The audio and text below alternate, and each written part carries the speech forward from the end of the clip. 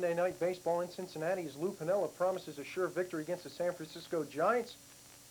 But without his starter Danny Jackson being able to go, Scott Scudder takes the mound, and in the first inning, Will Clark goes to right field for his 72nd RBI of the year. This brings around Greg Litton to score. The Giants jump out to a quick 1-0 lead.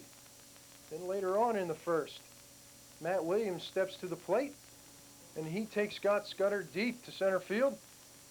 This scores both Will Clark and Kevin Mitchell, giving Williams his 22nd home run of the year, and RBIs 87, 88, and 89 as the Giants jump out to a 4-0 lead. But in the bottom of the fourth, with the Reds staging a comeback, Joe Oliver goes off the left field wall off of Trevor Wilson. This brings Paul O'Neill and Mariano Duncan around to score, and suddenly the Reds are up 5-4. And for Oliver, this is RBIs number 41 and 42 on the year. Then later on in the bottom of the fourth, Eric Davis steps to the plate and grounds to Matt Williams, but Matt Williams' throw is in the dirt. Clark can't hold on to it, and this brings Joe Oliver around to score. And now the Reds are up 6-4 at the end of 4. In the bottom of the fifth, an unusual play as Glenn Braggs gets his bat sawed off by Mark Thurman. Jose Uribe has to leap over the bat, but is still able to make the play for the last out of the fifth inning. But then in the top of the sixth, Gary Carter leads it off and gets his bat sawed off by Tim Liana. But now it's Chris Sabo who must avoid the bat to make the play on Carter.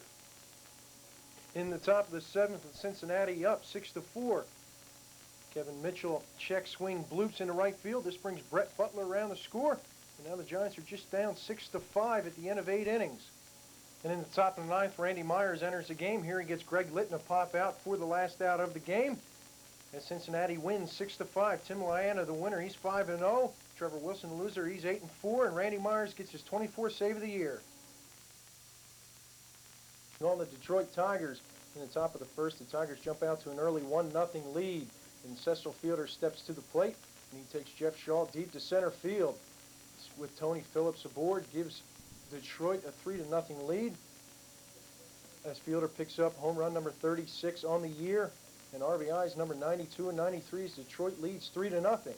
And in the top of the second, Tony Phillips picks up where they left off as he hits a sac fly to right field. It brings Chet Lemon around to score.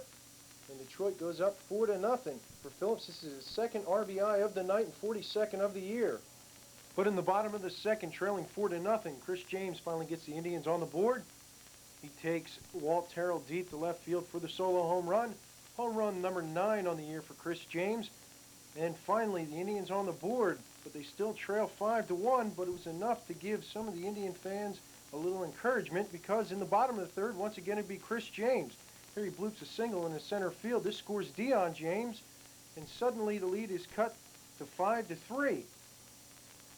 Then in the top of the ninth, Alan Trammell gets the insurance run that the Detroit Tigers would need as he rips a single into right field. This scores Lou Whitaker, and Detroit's up 6-3, because in the bottom of the ninth, Mitch Webster facing Jerry Don Gleaton, and he takes Jerry Don Gleaton out of the park for his 10th home run of the year. And RBIs number 46 and 47 as Alex Cole comes in to score as well. And suddenly Detroit is just up 6-5. Later in the bottom of the ninth, Jerry Don Gleaton puts the clamps on the Indians. Here he strikes out Corey Snyder for the last out of the game as the Detroit Tigers go on to win 6-5. Walt Terrell's the winning pitcher. He's 1-1. Jeff Shaw gets the loss. He's 2-3. And Jerry Don Gleaton gets his 7th save of the year.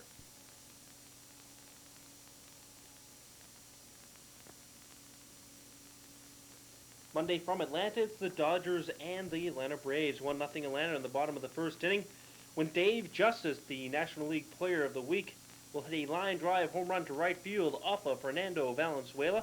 Number 15 for Justice, a 3-run shot. He picks up Ron Gant and Jeff Blauser.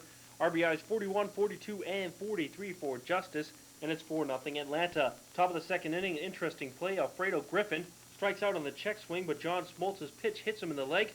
And Griffin starts towards first base, but Jerry Crawford calls him out, saying he already struck out. It's a dead ball, and it hit him. It's just the same as if the catcher tagged him out. Bottom of the fourth inning, the Braves will score 3 more runs. John Smoltz helps himself out with a double to the left center field gap. Greg Olson will hustle around from first base to score. RBI number 3 on the year for the light hitting Smoltz. and that gave the Atlanta Braves a 5-0 lead. Lonnie Smith will then get a double to right center field. Smoltz will come around to score easily from second, and Smith is in safely at second base. RBI 27 for Lonnie Smith. 6-0 Atlanta, and it's 7-0 through 4. Top of the fifth inning, John Smoltz strikes out Cal Daniels to end the inning. Daniels thought the pitch was outside, doesn't like the call, but John Smoltz will take it, and it's 7-0 Atlanta through 4.5. Bottom of the fifth, Greg Olson will drive a pitch deep to center field. Over Kirk Gibson's head, it will go off the wall, and Jim Batcher will score from first base. That would give Atlanta an 8-0 lead. And for Olson, he'll slide in with his first career triple, and it's 8-0 Atlanta. Top of the sixth inning, Huey Brooks will hit a solo homer to left field off of Smoltz. Number 15 for Brooks, RBI 62, and it's 8-1 Atlanta. Brooks wasn't done in the top of the ninth inning. He'll get a two-run double to the left center field gap. Stan Javier and Cal Daniels will come in to score for the Los Angeles Dodgers, and that would make the final score of 9-5 Atlanta. Fernando Valenzuela is the loser. He drops to 9-10 on the year, while John Smoltz picks up the win. He ups his record to 9-8 as the Atlanta Braves defeat the Los Angeles Dodgers 9-5. Monday Night Baseball in California, as the singing cowboy Gene Autry watches his California Angels take on the New York Yankees. In the bottom of the first, the Angels jump out to an early lead as Lance Parrish hits the hot ground ball to Alvaro Espinosa. Espinosa can't get Parrish at first base, and this allows Brian Downing to come in to score as California jumps out to a 1-0 lead. Then in the bottom of the second, Yankees starter Chuck Carey throws the wild pitch to Donnie Hill, gets past Bob Guerin, and this allows Dick Schofield to come in and score. As we take another look at Chuck Carey's errant pitch that Bob Guerin just can't get to. And then at the end of the inning, Carey on the bench gets a little bit from both Bill Connors and Stump Merrill. Merrill doesn't want to hear it. But finally in the top of the third, the Yankees get on the board as Oscar Azocar rips the single off of Kirk McGaskill to center field. Springs around Alvaro Espinosa to score. California still up 2-1 at the end of 3. On to the top of the seventh we go as we take a look at one of the more interesting fans on hand tonight. Kurt McGaskill, the Angels starter, still in the game. Here he strikes out Roberto Kelly on the check swing. Umpire Larry McCoy says yes, he went. And California still up 2-1 at the end of 6.5.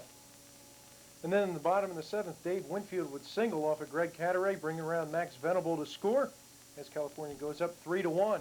California would get another run on the Devon White sacrifice fly. And at the end of 7, California leads 4-1. But then in the top of the ninth, with reliever Brian Harvey on the mound, Yankees' Jesse Barfield takes Harvey deep out of left field for the solo home run, his 15th of the year. As we take another look at Jesse Barfield's home run that goes well into the Yankee bullpen, as the Yankees cut the California lead to 4-2 with one out in the top of the ninth. Philadelphia Phillies' top winner this season will be out for the rest of the year after undergoing arthroscopic surgery on his right shoulder on Monday. Howell was 8-7 with a 4.64 ERA. The Phillies team physician said Howell was suffering from tendinitis in the area of the rotator cuff. However, there was no tear in the rotator cuff. The 29-year-old right-hander will begin therapy later this week and should be ready for 1991.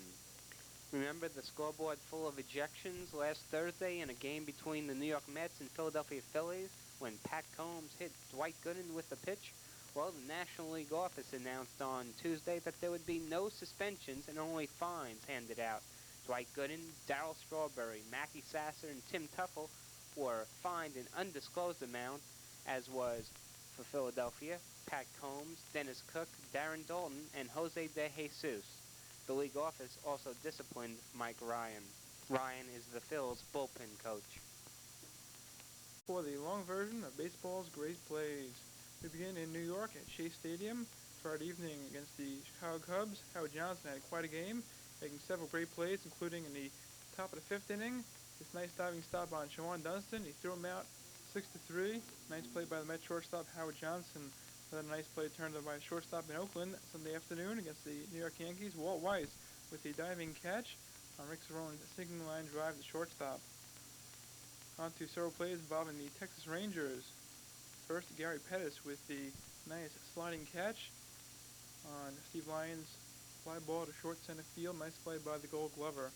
In the same game, nice play by Steve Buechele as he made a fine diving catch in short left field on the fly ball by Dan Pasqua. And just moments earlier in that game, as Pasqua was still batting, he had a foul ball down the left field line, and a nice catch by this man on the front row. Got some congrats from his friends, and proudly showed off his souvenir.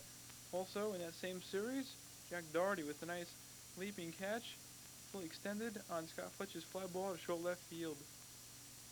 On to Montreal, Tommy Hurt with the ground ball. 3-1, nice play by Andres Galarraga. A nice play by Mark Gardner getting to the base. Nice play by the Expos in general. On to Houston, a couple nice plays by the Padres. First, Darren Jackson with the long running catch on Franklin Stubbs' fly ball to center field. That was in the bottom of the first. Then the bottom of the ninth of that same game, Mark Davidson with ground ball short, and Gary Templeton with a fine transfer, diving stop. They didn't get the double play, but they got the force play. This saved the game as there was men on base at the time. On to Chicago's Wrigley Field.